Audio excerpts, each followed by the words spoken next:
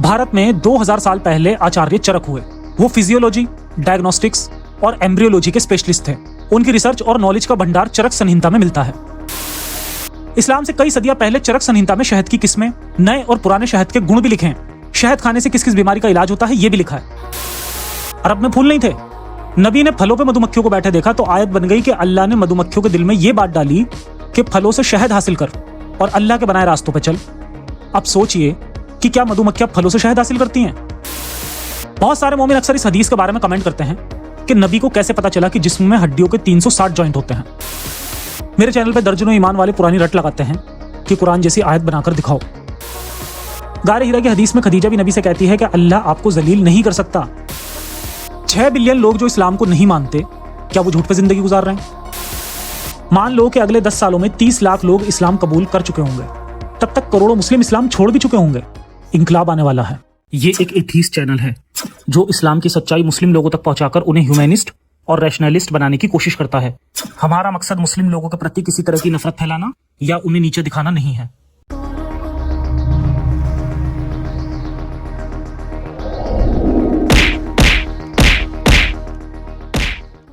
ये चैनल किसी भी रिलीजन या संगठन की मदद से नहीं चलता है। इस नेक मुहिम में हमारा साथ दीजिए। इस चैनल की हर वीडियो पर पूरी एक टीम काम करती है और यूट्यूब से कोई खास अर्निंग नहीं होती। इस चैनल और मिशन को बनाए रखने के लिए आपकी रेगुलर मंथली सपोर्ट की जरूरत है। इसके लिए पैट्रियन या चैनल की मेंबरशिप भी ले सकते हैं या यूपीआई और पेपाल के जरिए भी हर महीने अपनी फाइनेंशियल कंडीशन के मुताबिक सपोर्ट कर सकते हैं। इस मिशन के एक सिपाही बनिए और गर्व महसूस करिए सदी के सबसे बड़े मिशन के सपोर्टर होने पर।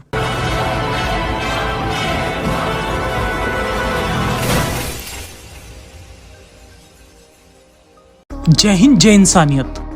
मैं हूं जफर हेरेटिक, आपका दोस्त, आपका होस्ट। ये कमेंट रिप्लाई सीरीज का 22वां वीडियो है। हमेशा की तरह वीडियो बहुत ही ज्यादा नॉलेजेबल है, तो वीडियो को पूरा देखिए और शुरू करते हैं इंसानियत के नाम से। वीडियो की शुरुआत करते हैं अपने काम के रिजल्ट के आगाज से। हर दिन ऐसे बहुत सारे कमेंट्स, ईमेल्स और मैसेजेस आते हैं जो बहुत खुशी देते हैं, लेकिन सवालों के जवाब देने के चक्कर में वो छोड़ दिए जाते हैं। एक न्यू एक्स मुस्लिम लड़की ने रिक्वेस्ट की है कि वीडियो में उसका कमेंट पढ़ा जाए। सिक्योरिटी रीजन से नाम छुपाया है। हाय जफर, मुझे आपका शुक्रिया अदा करना है क्योंकि डिप्रेशन में जा रही थी। इस्लामिक रील्स देखकर और ख़ुद को परफेक्ट मुस्लिमा बनाने की कोशिश में मैं सोचती थी क्या मेरा कॉलेज जाना और पढ़ाई करना बेकार है? क्या पर्दा करना और नमाज पढ़ना ही सब कुछ है? इंसानियत और अच्छा इंसान होना कुछ भी नहीं है। थैंक यू जफर भाई, आपकी वीडियो देखकर समझ आया कि इंसान हूँ, इंसान बनकर जीना सबसे अच्छा है मेरे लिए। मैं चाहती हूँ कि नेक्स्ट वीडियो में मेरे कमेंट को पढ़ा जाए, but please hide my identity. Madam, बहुत खुशी हुई आपका मैसेज पढ़ के, बहुत बहुत बधाई। आप दिमागी गुलामी से बाहर आ गई हैं। आपको आज़ादी मुबारक हो। जब कोई इस्लाम नाम की गुलामी से बाहर आता है तभी उसे ज़िंदगी के मायने और मकसद समझ आते हैं। जब कोई ये जान लेता है कि ज़िंदगी फर्स्ट और लास्ट चांस है तभी उसे ज़िंदगी की कीमत समझ आती है और तभी वो जीना शुरू करता है। जहन्नुम का फर्जी खौफ ज़िंदगी को जहन्नुम बना देता है और इस जहन्नुम से बाहर निकलना ही जन्नत है। ये अजीब सी आईडी से किसी अब्दुल भाई का कमेंट है। लो, तेरे लिए एक सवाल है, जवाब दे, तुक्का नहीं। 1995 में साइंस ने साबित किया इंसान में 300 बोन्स होती हैं। एंड 1400 साल पहले ही नबी ने कुरान में अल्लाह की मदद से लिखा है कि जो भी आदम की औलाद है उसमें 360 बोन्स होती हैं। अब हंस लो, हंस दिया। अब्दुल भाई, आप जोक लिखेंगे तो पढ़कर हंसी आएगी ही। आपने लिखा कि तुक्के से जवाब मत देना, जबकि आपने तुक्के से ही सवाल पूछा है। आपने तुक्के से 1995 लिख दिया। साइंस ने कब कहा कि 300 बोन्स होती हैं? बच्चा जब पैदा होता है तो उसमें 300 हड्डियां होती हैं, जो बाद में जाके 206 हड्डियां बन जाती हैं। असल में आपको बोन्स की जगह जॉइंट लिखना था। खैर, इंसान में 360 जॉइंट होते हैं और ये बात नबी के हवाले से एक हदीस में भी लिखी मिलती है। इसी हदीस के बारे में हुज़ैफ वगैरह का भी कमेंट है। सही मुस्लिम हदीस 1007 को देखो जरा, ये हदीस काफी है तेरे तोते उड़ाने के लिए। तो हुज़ैफ मियाँ, चलो देखते हैं किसके तोते उड़ते हैं। बहुत सारे मोमिन अक्सर इस हदीस के बारे में कमेंट करते हैं कि नबी को कैसे पता चला कि जिस्म में हड्डियों के 360 जॉइंट होते हैं। आज सबको जवाब दे देता हूं। गूगल में लिखिए, When was it discovered that human body has 360 joints? मतलब कि ये कब पता चला कि इंसानी जिस्म में 360 जोड़ होते हैं। सबसे पहले जो रिजल्ट आएगा उसमें लिखा है कि 2 BC, मतलब कि 2200 साल पहले डोंग जोंगशू ने बताया कि इंसान में 360 जॉइंट होते हैं। गूगल में डोंग जोंगशू लिखकर आप उसके बारे में डिटेल में पढ़ सकते हैं। डोंग एक फिलोसफर, सियासतदान और एक लेखक थे। डोंग जोंगशू ने नबी से 750 साल पहले बता दिया था कि इंसानी जिस्म में 360 जॉइंट्स होते हैं। यकीन ना हो तो गूगल में लिखिए डोंग जोंगशू 360 जॉइंट्स। आपके सामने सैकड़ों ऐसी वेबसाइट आ जाएंगी जिनमें डिटेल में सब लिखा है, और आप किसी भी जबान में उसकी बुक्स भी खरीद सकते हैं। अमेज़न पर बुक्स भी मिल जाती हैं। भारत में 2000 साल पहले आचार्य चरक हुए। वो फिजियोलॉजी, डायग्नोस्टिक्स और एम्ब्रियोलॉजी के स्पेशलिस्ट थे। उनकी रिसर्च और नॉलेज का भंडार चरक संहिता में मिलता है। ये ग्रंथ करीब 2000 साल पहले लिखे गए। इनमें भी लिखा है कि इंसानी जिस्म में 360 जॉइंट्स होते हैं। माँ के पेट में बच्चे का विकास कैसे होता है ये भी लिखा है। कुरान की एक आयत में शहद को फायदेमंद लिखा है। मोमिन कहते हैं कि 1400 साल पहले नबी को कैसे पता चला कि शहद फायदेमंद होता है। मोमिन भाइयों, इस्लाम से कई सदियां पहले चरक संहिता में शहद की किस्में, नए और पुराने शहद के गुण भी लिखे हैं। शहद खाने से किस किस बीमारी का इलाज होता है ये भी लिखा है। जब इंसान जंगलों में रहते थे तब से शहद खा रहे हैं। करीब 8000 साल पहले की ये पिक्चर है जो स्पेन में एक दीवार पे बनी हुई मिली। इसमें भी छत्ते से शहद निकाला जा रहा है। 5-7 हजार साल पहले लोग शहद से रोगों का इलाज करने लगे थे। नबी या अल्लाह को सिर्फ 1400 साल पहले पता चला कि शहद फायदेमंद होता है। नबी या अल्लाह जो बातें बता रहे थे वो सब इधर उधर से सुनकर ही बता रहे थे। नबी को लगता था कि इंसान दिल से सोचते हैं, जबकि नबी से हजारों साल पहले भारत में लोग दिमाग के बारे में जानते थे। इसीलिए भारत में लोग मेडिटेशन भी करते थे। ईमान वाले भाइयों, थोड़ा पढ़ जान लोगे तो दिमागी गुलामी से आजाद हो जाओगे। इंसान का दिमाग ही उसे जानवरों से अलग करता है। इंसान को दिमाग का इस्तेमाल करना चाहिए, नहीं तो फर्क नहीं रहता। कुरान में एक आयत है जिसमें अल्लाह दावा करता है कि जानवरों के पेट में जो गोबर और खून है, हम उसके बीच में से तुम्हें दूध देते हैं। मैंने एक वीडियो में बताया था कि दूध पेट में नहीं बनता, दूध ब्रेस्ट में बनता है। एक अजीब से नाम की आईडी वाले ने मेरी बात को गलत कहा।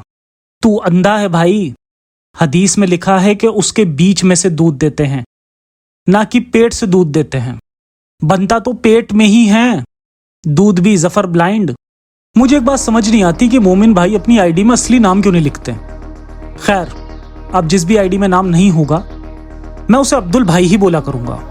तो अब्दुल भाई, आपने मुझे अंधा बोला, कोई बात नहीं, लेकिन मैंने आयत दिखाई थी, हदीस नहीं। आयत में अल्लाह कह रहा है कि पेट में जो गोबर और खून है हम उनके बीच से दूध देते हैं। अब्दुल भाई, दूध पेट में गोबर और खून के बीच में नहीं बनता, दूध ब्रेस्ट में ही बनता है। दूसरी बात, जानवरों के पेट में गोबर नहीं होता, पेट में खाना होता है। दूध देने वाले जानवरों के पेट में खाने के 4 पोर्शन होते हैं, सब में खाना ही होता है। फिर वो आंतों में जाता है, आंतें उनमें से पौष्टिक पदार्थ को सोख लेती हैं। आंत के लास्ट में जो वेस्टेज जाती है उसे गोबर कहते हैं। खैर, नबी को जितनी नॉलेज थी अल्लाह को भी उतनी ही नॉलेज थी। अल्लाह ने आसमान में उड़ते हुए पंछी देखे तो आयत बन गई कि पंछियों के पंखों को अल्लाह ने थामा है। बारिश हुई तो आयत बन गई कि अल्लाह आसमान से पानी भेजता है। किसी ने बताया कि समुद्र में किश्तियां चलती हैं तो आयत बन गई कि अल्लाह ने किश्तियां बनाई और उन्हें पानी पे चलाया। अरब में फूल नहीं थे, नबी ने फलों पे मधुमक्खियों को बैठे देखा तो आयत बन गई कि अल्लाह ने मधुमक्खियों के दिल में ये बात डाली कि फलों से शहद हासिल कर और अल्लाह के बनाए रास्तों पे चल। अब सोचिए कि क्या मधुमक्खियां फलों से शहद हासिल करती हैं कि फूलों से, और क्या मक्खियां बने हुए रास्ते पे चलती हैं? दरअसल कुरान ऐसे ही फर्जी दावों की किताब है। मोहम्मद सईद का कमेंट, 2 बिलियन आदमी क्या झूठ पर जिंदगी गुजार रहे हैं? तुम्हारी कितनी तादाद है? 6 बिलियन लोग जो इस्लाम को नहीं मानते, क्या वो झूठ पर जिंदगी गुजार रहे हैं? 2.5 बिलियन लोग जीसस को गॉड मानते हैं, क्या वो झूठ पर जिंदगी गुजार रहे हैं? मुस्लिम फैमिली में पैदा होकर आपको लगता है कि इस्लाम सच्चा है, इस तरह हर रिलीजन वालों को यही लगता है कि उसका रिलीजन सच्चा है। इसका सच से क्या रिश्ता है भाई? मेरे जैसों की तादाद कितनी है? 57 इस्लामिक देशों में से 50 इस्लामिक देशों की टोटल आबादी 100 करोड़ भी नहीं है। सिर्फ चाइना में मेरे जैसे 100 करोड़ से ज्यादा हैं, और उनसे इस्लामिक देशों जैसे 50 देश बन सकते हैं। पूरी दुनिया की बात करोगे तो मेरे जैसे 2 बिलियन से ज्यादा हैं। यूरोप और वेस्टर्न देशों में जितने मुस्लिम हैं उनसे कई गुना मेरे जैसे हैं। मेरे चैनल पे दर्जनों ईमान वाले पुरानी रट लगाते हैं कि कुरान जैसी आयत बनाकर दिखाओ। रियो गेमिंग ने फालतू बातों के अलावा एक दमदार चैलेंज दिया है, कुरान की टक्कर की एक आयत बना दे तो मैं दीन इस्लाम का दुश्मन बन जाऊंगा। कसम है मुझे मेरे अल्लाह की।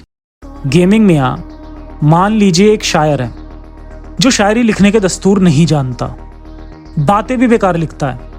अगर वो कहे कि मेरा जैसा लिखकर दिखाओ तो कोई अच्छा शायर कैसे लिखेगा भाई? शायर तो शायरी के पैमाने के मुताबिक ही लिखेगा ना। आपके अल्लाह ने सारे पैमाने तोड़ दिए, इसलिए कुरान जैसी आयत लिखना भी मुश्किल है। खैर, ईमान वालों के लिए खुशखबरी यह है कि 2 एक्स मुस्लिमों ने कुरान जैसी सूरा लिखकर उसकी तिलावत भी की है। मैंने पहले भी उनके लिंक दिए थे, इस वीडियो के पिन कमेंट में भी दे दूंगा, दिल थाम कर सुन लेना। RCB फॉरएवर की आईडी से किसी अब्दुल भाई का कमेंट, कुरान सूरह 10 आयत 5, and we made sun a shining light and moon a derived received light. ये हजरत मोहम्मद हमारे पैगंबर को किसने बताया? हिम्मत है तो अगले वीडियो में जवाब दे, वरना जान जाएंगे कि तू गधे के दिमाग का है। अब्दुल भाई मुझसे पूछ रहे हैं कि नबी को किसने बताया कि चांद सूरज की रोशनी से चमकता है। कुरान.com में इस आयत की 5 ट्रांसलेशन है, सिर्फ एक में ड्राइव्ड लाइट लिखा है। ड्राइव्ड लाइट मतलब दूसरे सोर्स से ली गई रोशनी। बाकी 4 ट्रांसलेशन में चांद को लाइट लिखा है। इस आयत की जितनी भी पुरानी ट्रांसलेशन है सब में चांद को रोशनी लिखा है। आप सब जानते हैं कि चांद रोशनी नहीं है, इसीलिए ट्रांसलेशन में हेराफेरी की जा रही है। अब अगर इस आयत की वर्ड बाय वर्ड ट्रांसलेशन पढ़ें तो ये होगी, वो ही है जिसने बनाया सूरज को रोशन और चांद को मुनव्वर। अरबी में लफ्ज़ है नूरान, जिसका मतलब नूरानी, नूर या रोशनी वगैरह होता है। अब उसे ड्राइव्ड लाइट, रिफ्लेक्टेड लाइट बनाया जा रहा है। अगर मान भी लिया जाए कि चांद को ड्राइव्ड लाइट या रिफ्लेक्टेड लाइट लिखा है तो ये भी कोई बड़ी बात नहीं है। अब सवाल पैदा होता है कि 1400 साल पहले नबी को कैसे पता चला कि चांद सूरज की रोशनी से चमकता है? इस्लाम 7वीं सदी में अरब से शुरू हुआ, मोमिन उसी सदी में रुके हुए हैं। उससे पहले या उसके बाद मोमिनों को कोई मतलब नहीं है। गूगल में लिखिए, when was it discovered that the moon reflects light. सबसे पहले आता है एक ग्रीक फिलोसोफर एनेक्सागोरस। एनेक्सागोरस ने अब से करीब 2500 साल पहले दावा किया कि चांद की अपनी रोशनी नहीं होती। उसका यकीन था कि चांद सूरज की रोशनी से चमकता है। तो मोमिन भाइयों, ये ग्रीक फिलोसोफर नबी से 1000 साल पहले पैदा हुआ था। आप गूगल में एनेक्सागोरस लिखकर पूरी डिटेल्स पढ़ सकते हैं, इसकी भी बुक्स खरीद सकते हैं। उसके कुछ सालों बाद ही एक और ग्रीक एस्ट्रोनॉमर मेटोन ने चांद के बारे में बेहद इंपॉर्टेंट फैक्ट बताए थे। सिर्फ अरब के लोग नहीं जानते थे कि चांद, सूरज और प्लेनेट क्या है, बाकी दुनिया जानती थी। मोमिन भाइयों, आपने इंडिया के महान मैथमेटिशियन और एस्ट्रोनॉमर्स आर्यभट्ट का नाम तो सुना होगा। उन्होंने जीरो की खोज की थी। उनका जन्म 476 में हुआ था, मतलब नबी से करीब 100 साल पहले। आर्यभट्ट ने भी अपने ग्रंथों में लिखा था कि चांद और प्लैनेट्स की अपनी रोशनी नहीं होती, वो सूरज की रोशनी से चमकते हैं, और उन्हें प्लैनेट्स के ऑर्बिट की भी नॉलेज थी। आर्यभट्ट के 100 साल बाद भी नबी या अल्लाह को प्लैनेट्स की नॉलेज नहीं थी। आर्यभट्ट जानते थे कि सूरज या चांद को अगला ग्रहण कब लगेगा। उनके 100 साल बाद सूरज या चांद को ग्रहण लगने पर नबी डर जाते थे। उन्हें लगता था कि कयामत आने वाली है, इसीलिए वो तब तक इबादत करते थे जब तक कि ग्रहण खत्म नहीं हो जाए। दुनिया के कई हिस्सों में लोगों को जितनी नॉलेज थी, अरब के लोगों को उतनी नॉलेज नहीं थी, इसीलिए अल्लाह या नबी को भी नॉलेज नहीं थी। अगर नबी को एक्स्ट्रा ऑर्डिनरी नॉलेज होती तो लोग उन्हें वैसे भी नबी मान लेते, फिर उन्हें फौज के सहारे इस्लाम नहीं फैलाना पड़ता।